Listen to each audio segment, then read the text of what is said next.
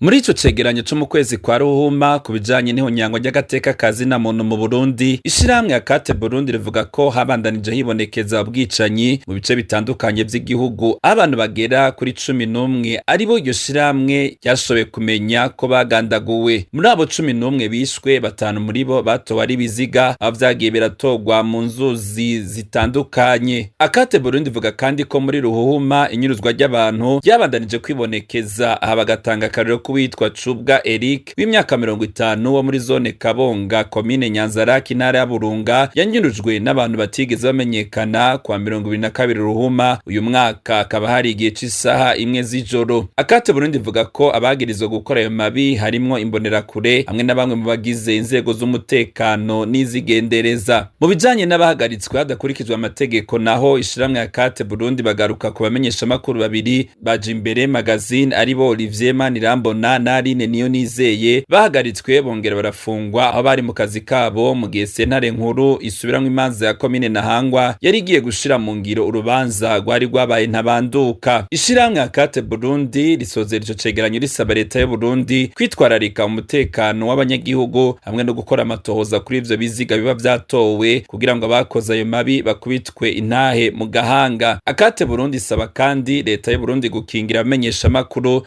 bakorera ku butaka bw'u Burundi. Nayo ku mugwi w'igihugu wigenga ujejwe agateka kazina muntu mu Burundi, Akate Burundi uhamagarira gukoresha ububasha ihabwa n'amategeko kugira ngo itsimbataze iyubahirizwa ry'agateka kazina muntu mu Burundi.